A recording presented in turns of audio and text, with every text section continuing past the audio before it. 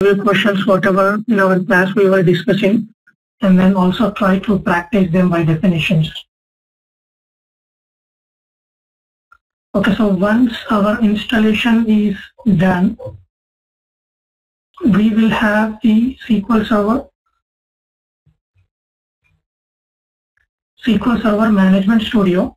It looks like this. It's a combination of a database icon, the yellow one which you see here, and then some kind of tools. Okay, that means this is the SQL Server Management Studio where you can work with your data. Okay, where you can literally see the data, see all the database objects, create a database, all the database related stuff you can see here. It's a graphical user interface where you can write your code also. Okay, and then there's a SQL Server Configuration Manager.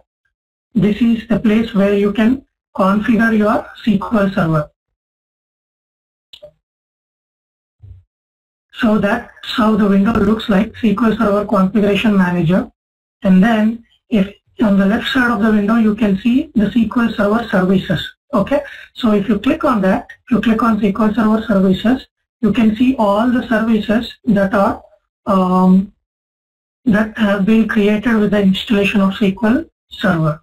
Okay, so this is the integration service that will be taking care of all the SSIS requests, and then this is the main one, the SQL Server, and then that's the instance or the default instance name. Okay, so you can see the SQL Server service is running. That's the database engine service. Okay, and then that's the analysis service, reporting service, SQL Server browser, and then SQL Server agent. Okay, so the main one is the SQL Server database engine. That's how it looks like. So if you want to stop your service, you can stop it, or you can restart it, or you can pause it. Okay, so if your service is not started, you can start it from here. Right click and then click start. Your service will be started. So that way you can connect to SQL Server database engine.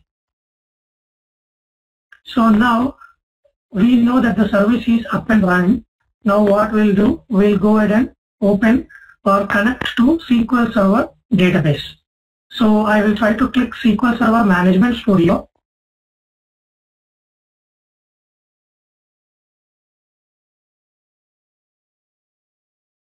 SQL Server 2012 Management Studio. So from this tool, you can connect to any database, okay, which is on your server. All you have to give your server name here. Okay, you might have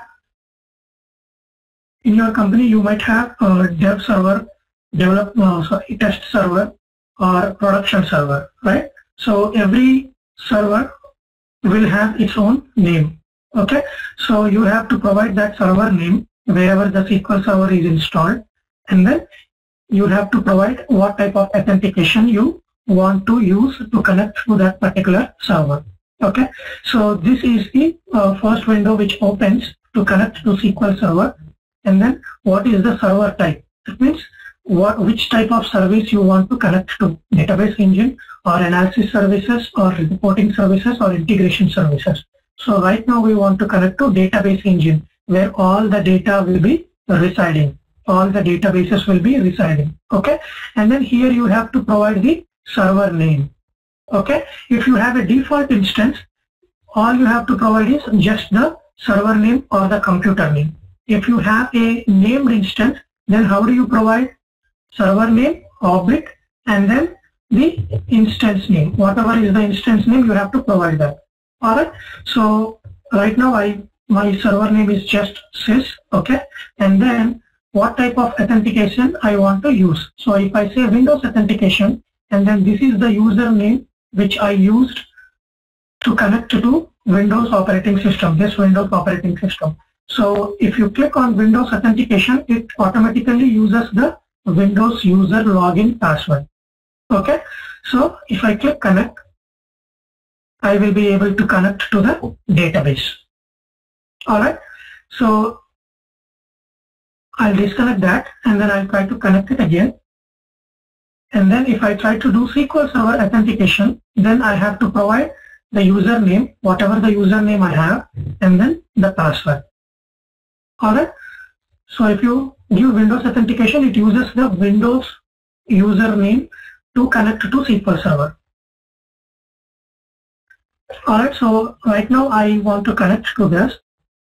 So here, this is called SQL Server Management Studio tool. Alright, it is also called as SSMS.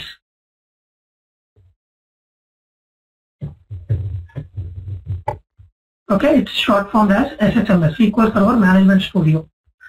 So here you can see the Object Explorer. Okay, Object Explorer is nothing but in SQL Server database, there are many objects like tables, views, stored procedures. Object is nothing but one particular item. Okay, and then there are various types of objects in SQL Server. Okay, so Object Explorer means if you want to search or if you want to look for some object or a database, you can find it here. So whatever objects you want to explore or you want to look, you can see it from here. It's a graphical user interface tool. Okay, so if you don't see the Object Explorer, you can go to the View menu and then click Object Explorer, and then you can get that box.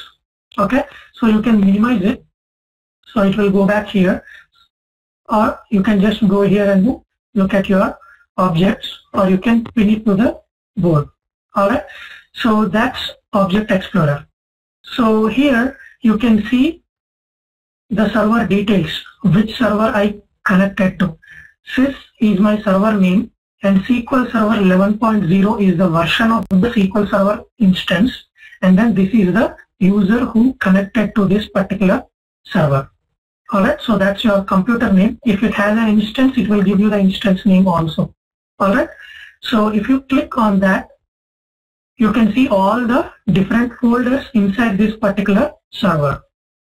Alright, so there are databases folder, there is security, there is server objects, other folders also. Alright, so here there's a new query window. Okay, so if you click on the new query window, your workspace will be opened. Okay, so this is your workspace where you will be writing all your code. Okay, so you can have, this is like one text box, okay, or one text file. You can have another new query window where you can write all your code. Alright, and then you can save the files. So here in your first query window, we call it as query window because all the statements or all the SQL code that we write, we call them as queries. And then this is the window where we write our queries. That's the reason it's called as query window. Okay, and then if you come down, you can see it's connected. Okay, and then that's the server name, SYS, and then that's the version name, and then that's the user name.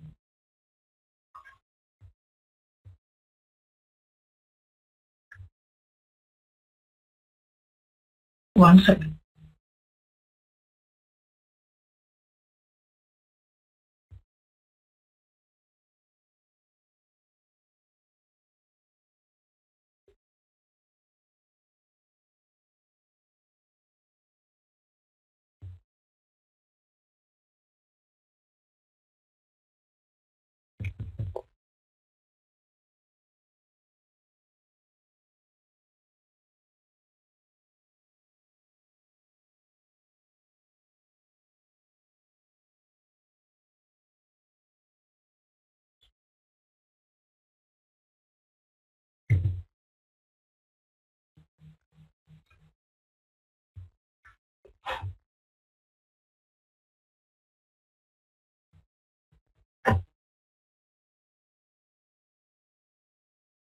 Alright, so that's your server name, and then that's the version, and then that's the user who connected to this particular window.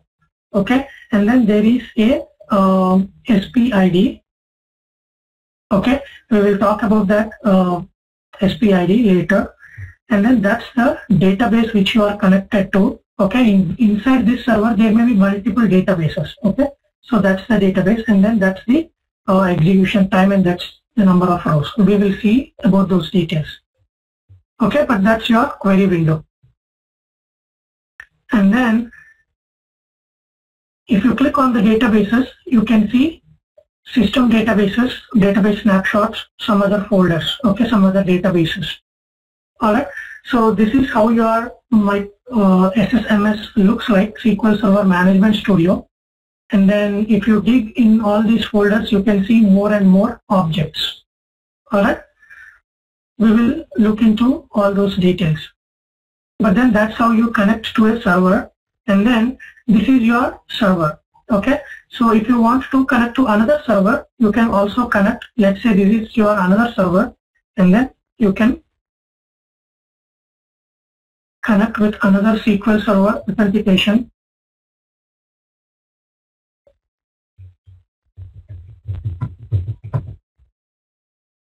Okay, so now I have two servers which I connected. So you can have any number of servers which you can connect to this particular through this particular tool. Alright, so if you want to work in this server, you can work in this server, or if you want to work in this server, you can work on that server.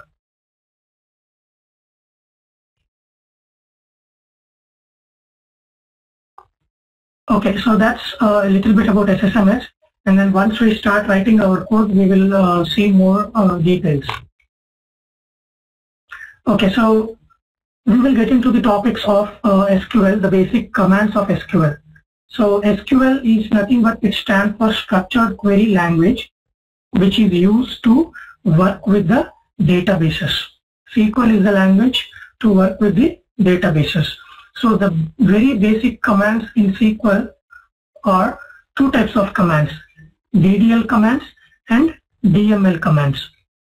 Alright, so DDL stands for Data Definition Language. Okay, DDL, Data Definition Language. And DML stands for Data Manipulation Language. Okay, so there are two set of commands, DDL and DML. DDL is used when you want to create the structure.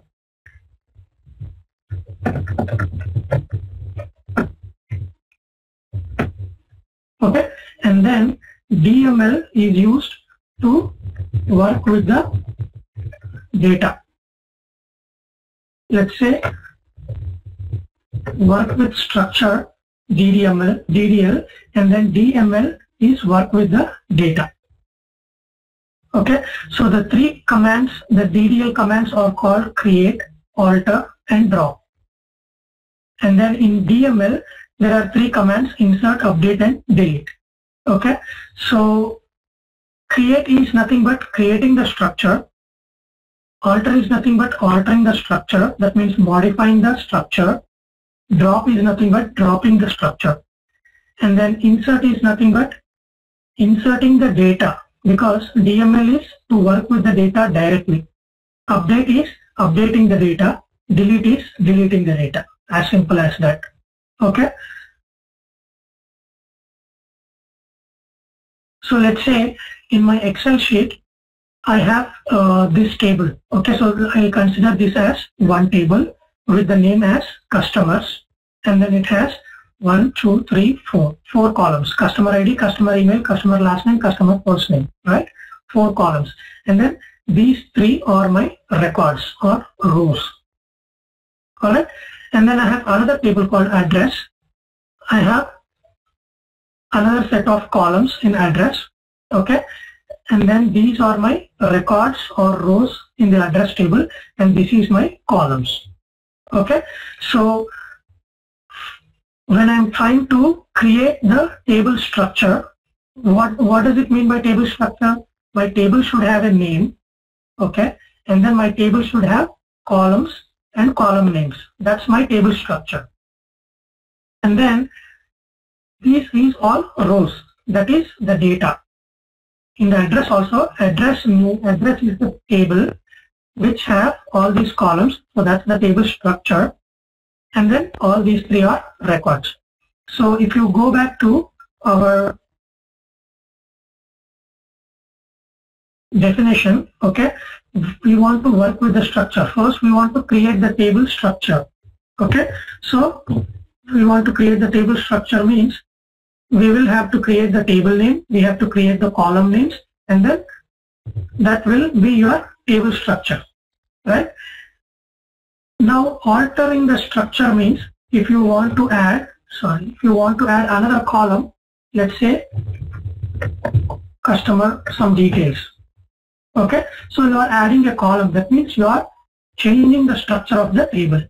Okay, so that's altering it. If you want to drop any column, let's say you want to drop this column or you want to delete this column completely, that means you are changing the structure by dropping a column. Or you can completely drop this table, you can completely delete this table, that is you are dropping the structure. Alright,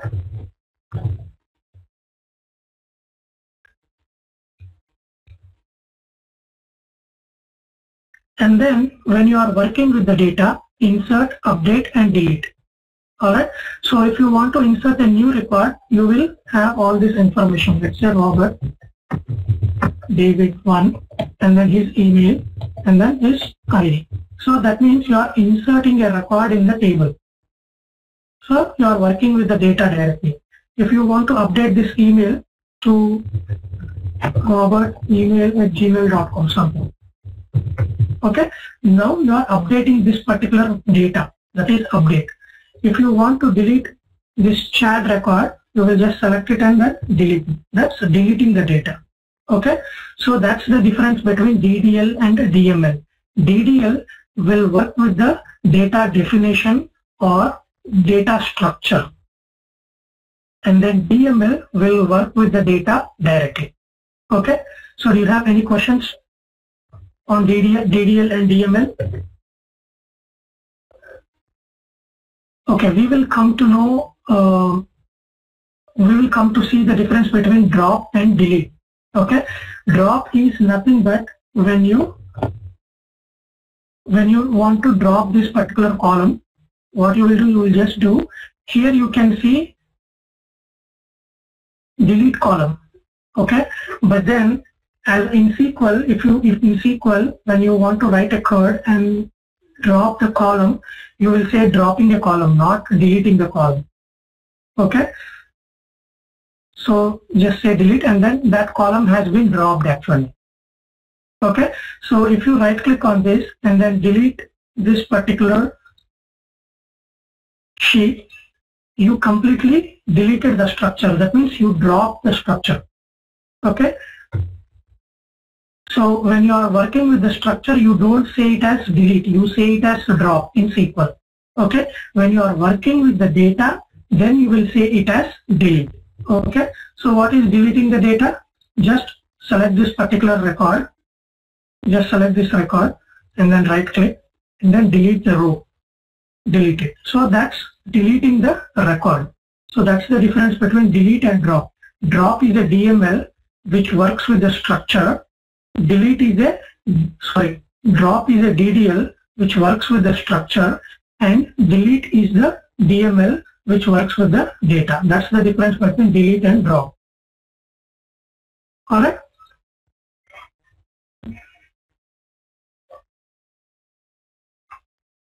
Do you have any questions?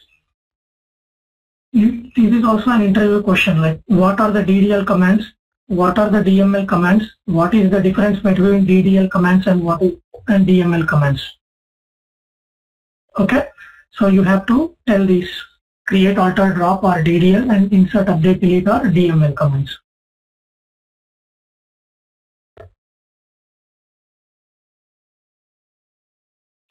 So now let's start creating our database. Okay, so now we install SQL Server. We connected to the SQL Server. Okay, and then now we will try to create a database. Okay, we know what is a database. Database is nothing but it's a collection of data. Alright, So we know what is a database, okay, and then we have two different types of databases in SQL Server, okay. One is called system database and then the other is called user-defined database, okay. So one is called system database and other is user-defined database. By the name itself, we can say system database is nothing but the database created by system.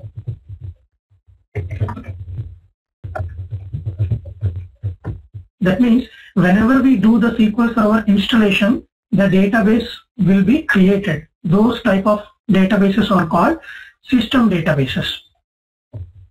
Alright, I'll change it to red font. And then user-defined databases are nothing but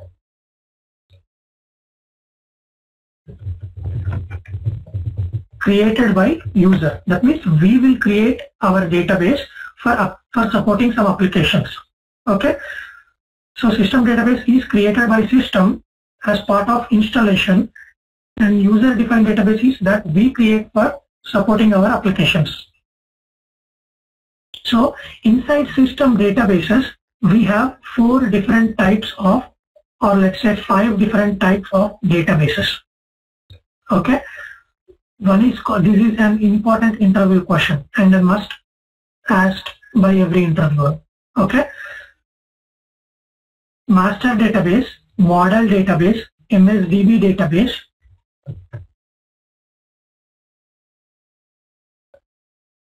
master database, model database, Msdb database, Tempdb database, and resource database. As I said, this is a must as interview question by an interviewer. Okay. What are the system databases in SQL Server? So master, model, Msdb, Tempdb, and resource. These have different definitions. Okay. What is a master database? Master database, you can say it is an important database for SQL Server to start.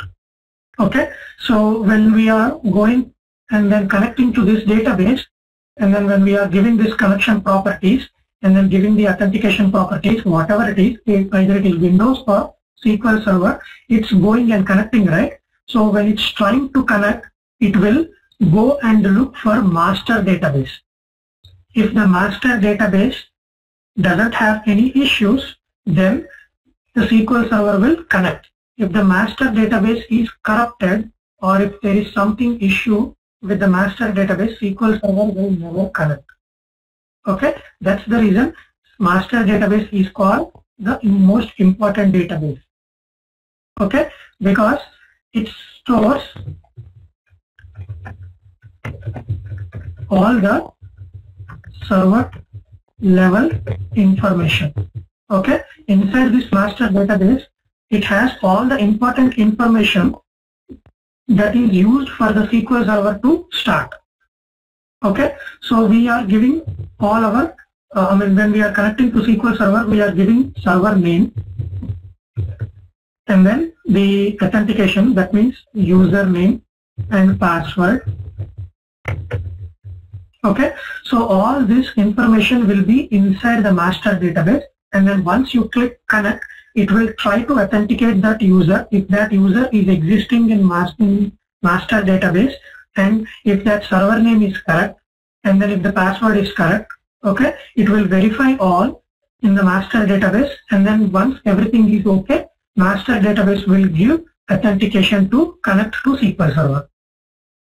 Alright, and then master database also stores all the information about other databases in that server. Okay, so it also stores all the information about other databases, because there might be other user-defined databases also in your SQL Server, in that particular server instance, right? So all that information will also be stored in the master database. Okay, that's the reason master database is important, and it should be not corrupted, and then it should be available or it should be working fine at any point of time. You can also say if master database gets corrupted, you cannot connect to SQL Server. Alright, so that's the master database. And model database. Model database is nothing but it's a model, it's kind of a template to other databases. Okay, that means it will just act as a template.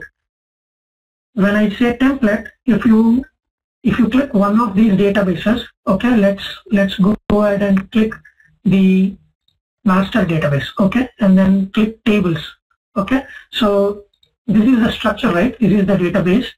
So this is the master database, okay, and then inside this master database there are multiple folders, okay, tables, views, synonyms, programmability. These are all nothing but these are different objects, okay.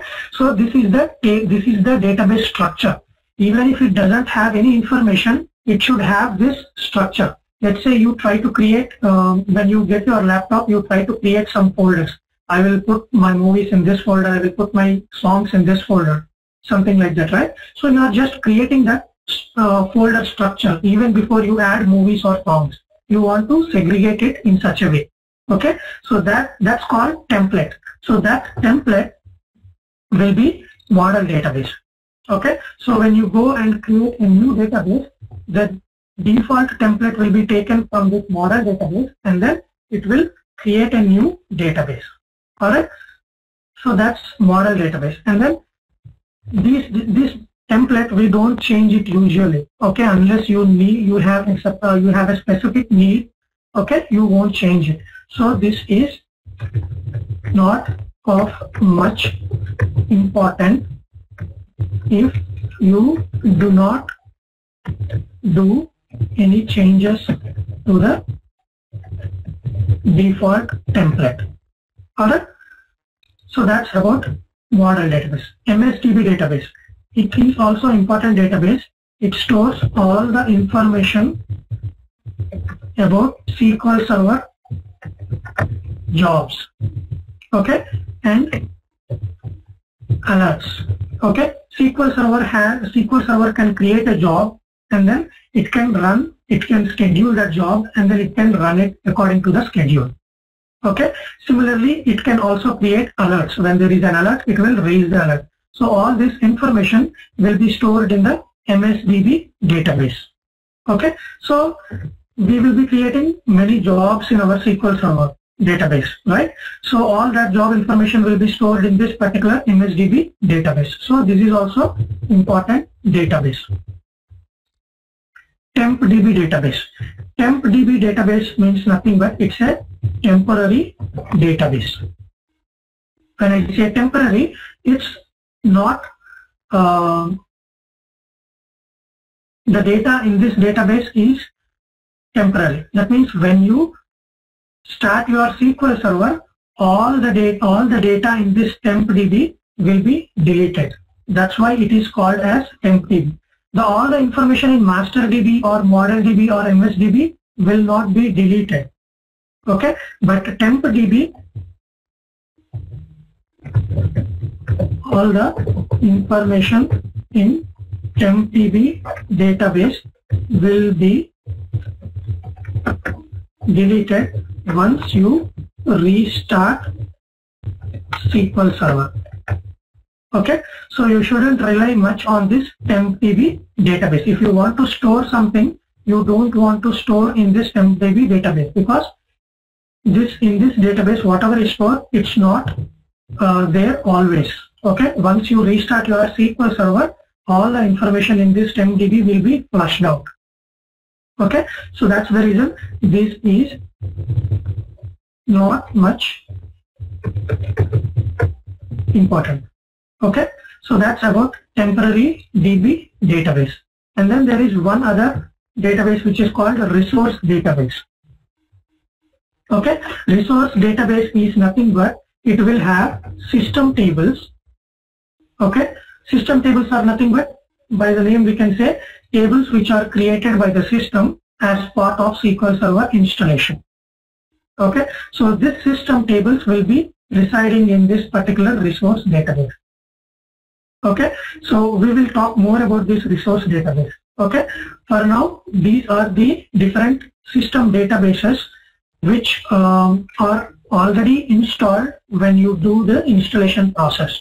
Okay, so master database is very important database for SQL Server to log on or to connect to the server. Model is just the template database. Msdb stores all the job level information, and then Tempdb, it stores all the temporary information, and then resource DB is kind of a resource, okay, which stores all the system tables. So that's the databases, my system databases. Okay, and then since I said whenever something is important, we will take a backup, right? So let's say we have some files, some of our documents on Gmail or something. Okay, so we don't want to lose them. Maybe we will take a backup of them and then put it in another Gmail account. Okay, we don't want to lose them, because if we lose them, we will be into problems. Okay, so that's the reason there is a strategy, or there is a functionality called database backup in SQL Server. We will see how to create database backups and what are database backups, what are different types we can create later, but then at least we know the meaning of backup, right? So since the master database is so important, we need to take the backup of this database. So backup is mandatory. Okay, if we by any chance if the master database gets corrupted, we can use the backup version, right? Model database, do we need a backup? We do not need it until we don't do any changes. If we do any changes, then we don't want to lose those changes, and then we will need a backup, right? So we don't need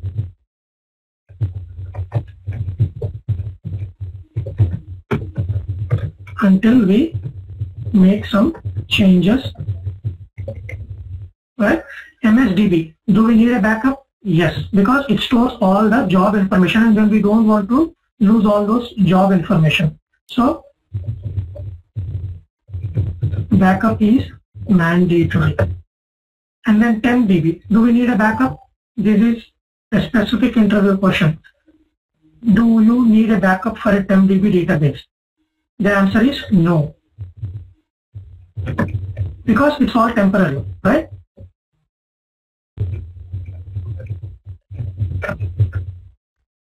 It stores only temporary information, and then you don't want to store any important information in this particular database. Alright, and then resource database. Resource database also, you may or may not need it. Okay, or you can say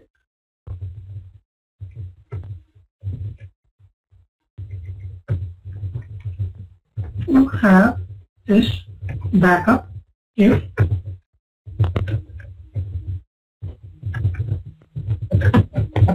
okay, because it has all the system tables, and then resource database, basically we will not have access to change anything in the resource database. That's the reason you will not need to back up the resource database. Okay, if by chance it gets corrupted, you can get it from Microsoft, and then you don't do any changes, so the default will come in and store it. Alright, but then it's good to take a resource database backup also.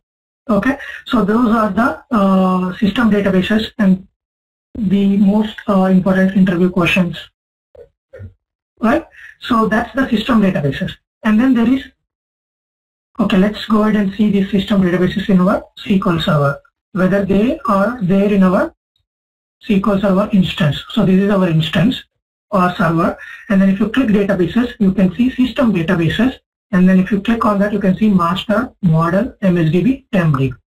Alright, so those are the databases which are already created by system.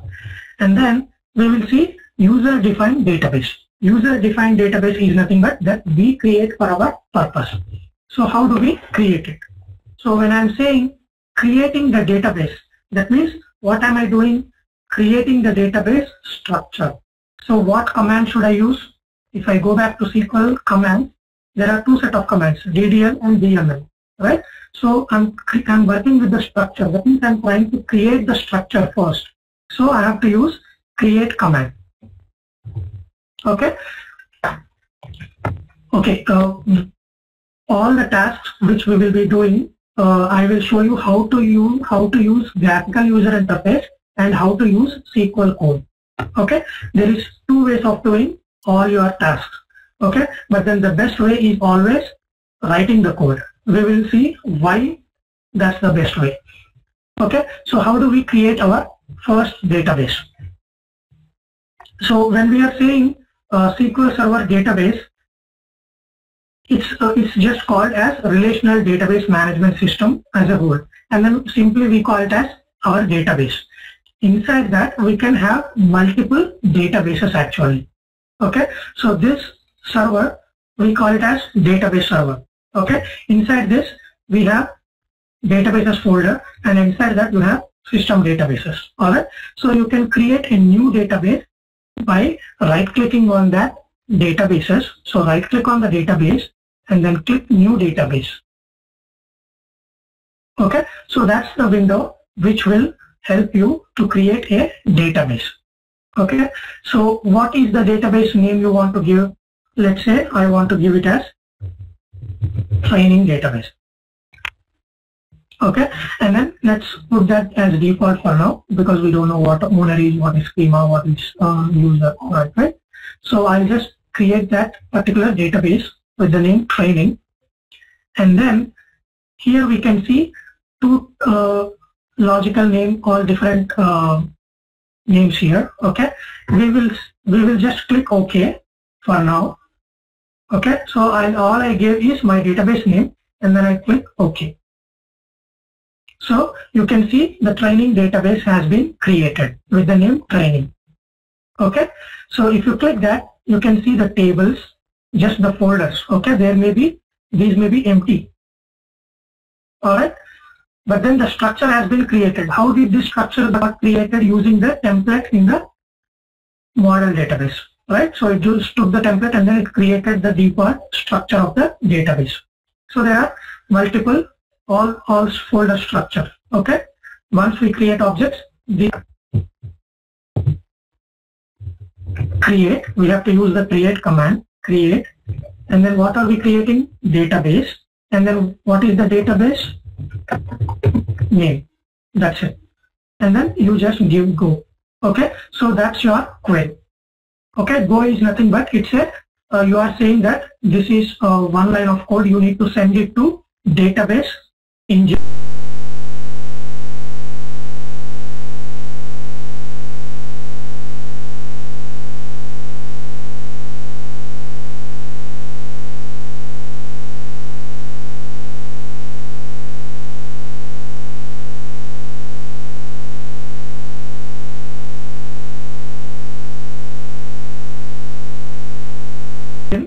Or database engine service, and then that service will take this code and then it will execute it, or it will process it and then give you the results back. Okay, so that's your command. So I'll do create database, and then what is the database name you want to give? Training, and then go. Okay, so that's your syntax, and then that's my code, create database name. And then now how do I send it to SQL Server Database Engine Service? You can just select that query. Okay, so this one I'm calling it as query. Okay, so select it and then you can click execute, or you can say F5. Okay, whatever you do, this query will be sent to that database engine service and then it will be processed. So if I click execute, you can see database training already exists. Choose a different database name because we already created database name with training. That's the reason it gave you error. So let's say training 2, and then I will select it again and then I will click execute. See, command completed successfully. That means your request has been processed successfully. Now, if you want to see it here, just right click on the databases and then click refresh. See, you have another database called training2 which got created with the same structure, default structure. Alright, so that's your command which you sent to, which you executed. When executed, it went to SQL Server Database Engine Service and then it processed your request and then that database has been created. So those are the two ways to create your database. And then this is your result window. Okay, whatever the results or whatever you run it here, the results you can see it here. Okay. So if you want to close this window, you can do Control R, or if you do it again, it will come up. Alright, it's Control R.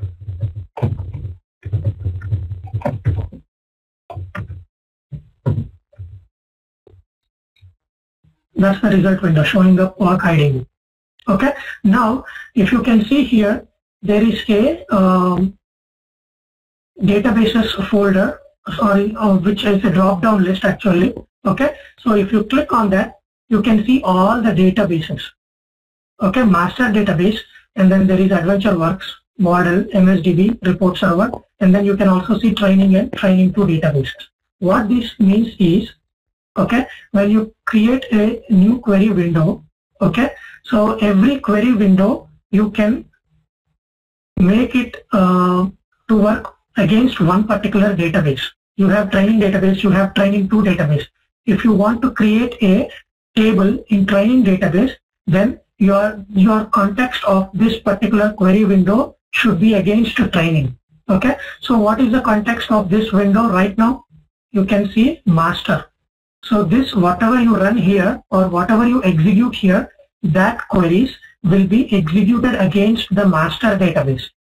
So if you want to change it, change the context, you just select it and then you just click training. And then whatever you execute here, that will be executed against a training database. So if you click training2, all these queries will be executed against training2 database.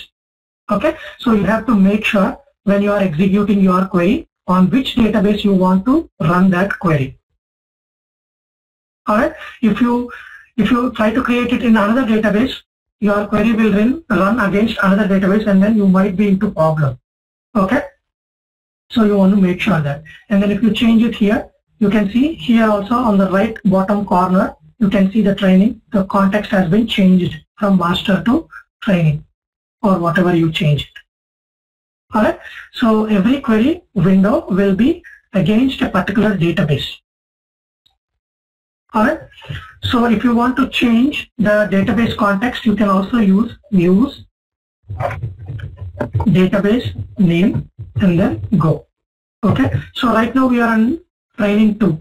Now if you want to go to another database, let's say master, if you want to go to master, go and then just run that particular query. Okay, so why I am selecting this 2 lines, because I want to run only these 2 lines.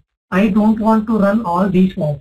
If you don't select and then if you click execute, all the statements which are in this query window, just this query window, not this one. Okay, because you are running from being this query window. Okay, this query window is highlighted, and then if you click execute, all the statements which is here will be executed.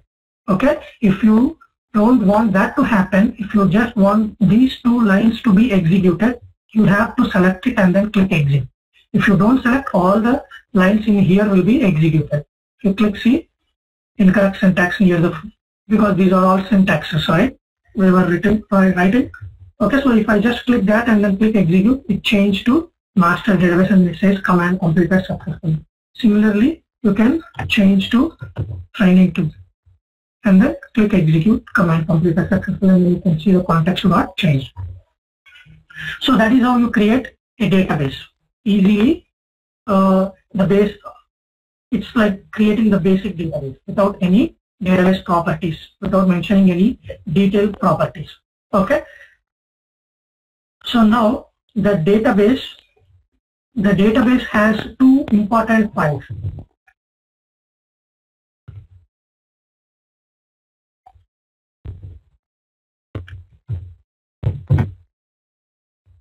Okay, so when you create a database in SQL Server, so let's say that's your database. Okay, so this database basically you give a name, okay, and then this database basically contains two files. By default, it will be containing two files. One file is called data file.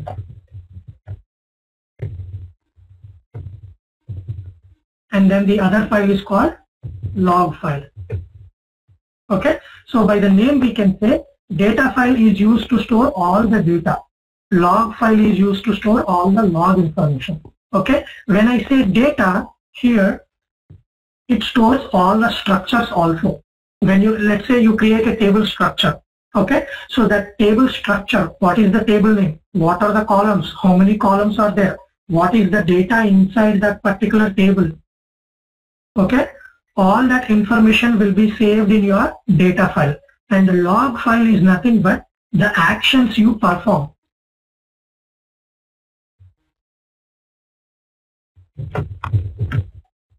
And then here the data itself. Okay, so here in our example, what did we do? We created a database with a database name called as training. Okay, so let's say this is your training database which you created. At the back end, it created two files, data file and log file. And then in this data file, it will store all the information, like what is the database name? Training. Okay, and then are there any tables? Let's say this database we already created one table. Let's think that. Okay, so it will, let's say we created customers table. So it will store that customer table name, and then all the columns of customers table. Okay, and then let's say we have some data in that particular table. So all the data, it will store it. But then what it will store in the log file, it will try to create a sequence number 1. Okay, if it starts with 1, then it will try to say user created a database with name, maybe with name training. That's it. So it will store the action. Okay, so let's say we created the table also. So it will store sequence number 2, and then it will say user created table with table name so and so. Okay, so whatever actions you do, all those actions will be stored here, just the actions. Here it will store all the information. What is the structure, what is the column, what is the column name, what are the data types, what is the data, everything. Okay, so the reason between these two is you need to store all your data, that means all your table structures and everything, right? Somewhere it should be stored. So that will be stored in your data file. And then log file will be used, okay, when your data file got corrupted or when your database got corrupted, your log file, you can look at the log file and then you can run this log file against the database, and then all these actions will be re-performed, and then you can get your data back. Okay, so you have two ways of getting your data back. You can use either your log file to get you can use your data file which has all the information. You can get your data back, or if you don't have your data back, you can get your data back by running all the log information again, and then it will create all your data back. Alright, so that's the data file and then the log file. So the sequence numbers which are here, it is called log sequence number, which is called LSN.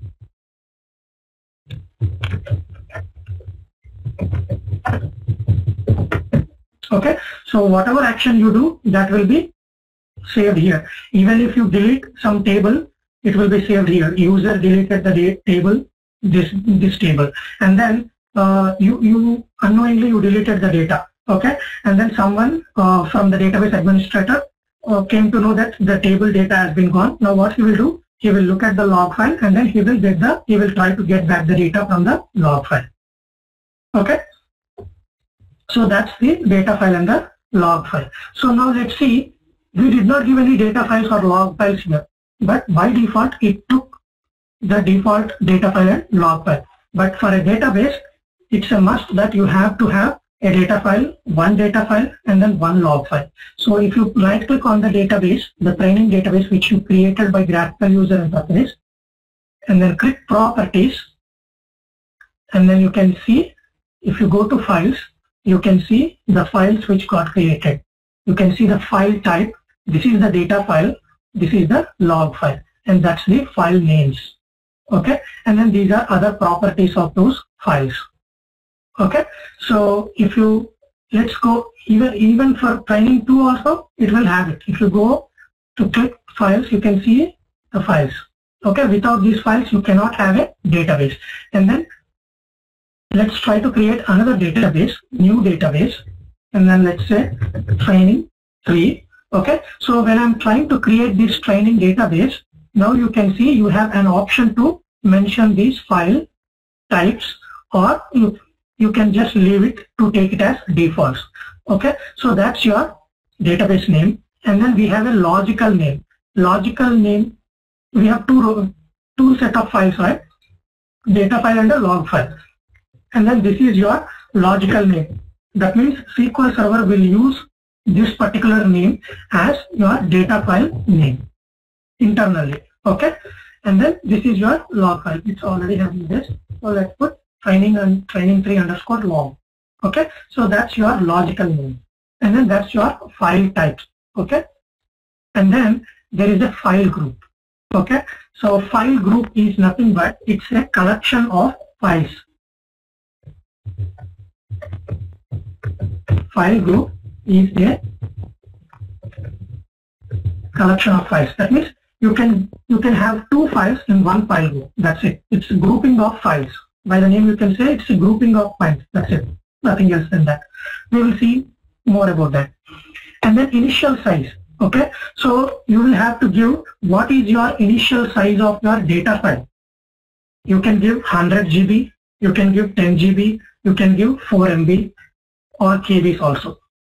Okay, so that's your initial size. So you can change. My initial size of my data file is 5 MB, and then my initial size of my log file is 1 MB. Okay, so it will create with these.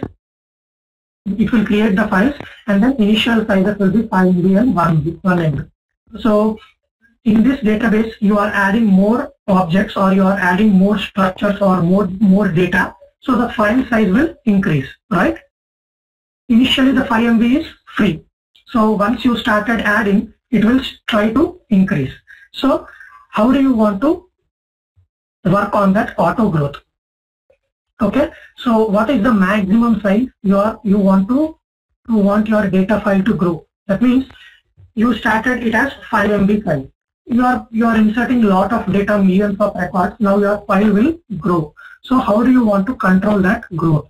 So if you click on that, you can see file growth in percentages. That means you can say every time it filled up, you want to increase the file size by 10%. So it will auto grow. If you disable that, it will not grow.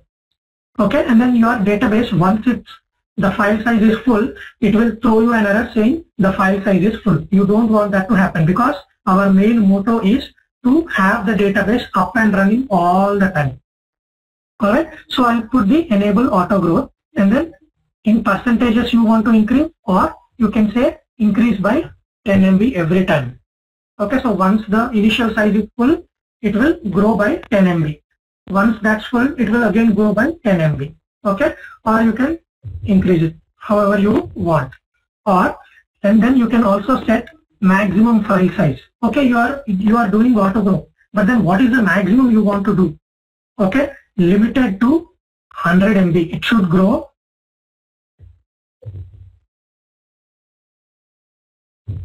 It should grow until, let's say, 1000 MB. So it's increasing by 10 MB every time it want to increase, but the maximum is 1000 MB. Until the file size reaches 1000 MB, it will grow. and then that's the limit you can put, or you can say unlimited. It just goes on and then it will consume all your disk space. Let's say you have 40 GB disk and then you have created the file with 5 MB and then it's growing. At one day it can reach that 40 GB and then it will fail. Okay, so that's one kind of auto growth option. And then similarly the same properties exist for transaction log file also. I'll just say it as a log file for now. Okay, so if you click that, the same properties exist for the log file also, because the log file also will grow. And then these files, where do you want to put these files? Okay, so this is the path of the file where you want to store it.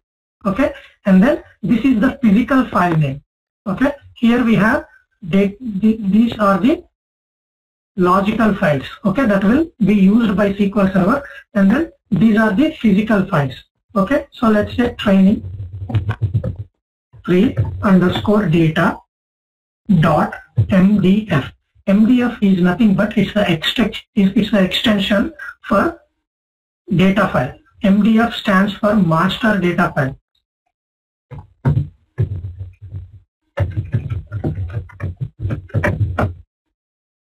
Alright, I will continue the class for let's say 10 more minutes because we started a little bit late. So MDF stands for master data file. Okay, and then you want to give the file name for physical file name for log file, training 3 underscore log dot LDF. LDF stands for log data file. These are also interview questions. Okay, so by looking at extensions, you can say which is a data file, which is a log file, right? Because the files may look, physically seem to you as same files, but then by looking at these extensions, you can see which is the master file and which is the log file. So these are all the properties of your database files. Okay, so if you have given all these properties, and then this logical name may be equal to file name or it may not be, as your wish, as your design. Okay, so I have given the file properties and then I click OK. Okay, so now if you go to your databases, you can see training 3 has been created, and then you want to see the files. So files, so right click on the training 3 database, click on the properties, and then click on the files. You can see all the properties that you have given. It's there. Alright, so that's your path, right? So that's where you can go and see your files exactly. Okay, so I'll try to add another option to copy this, to remove, to cancel. So that's your path, right? That's where the physical files are stored. So that's the default location. You can change that location always. So if I go to that path, you can see training 3 log file, training 3 data file, training 2 log file, training 2 data file, training, and then there is data files for master data, master database,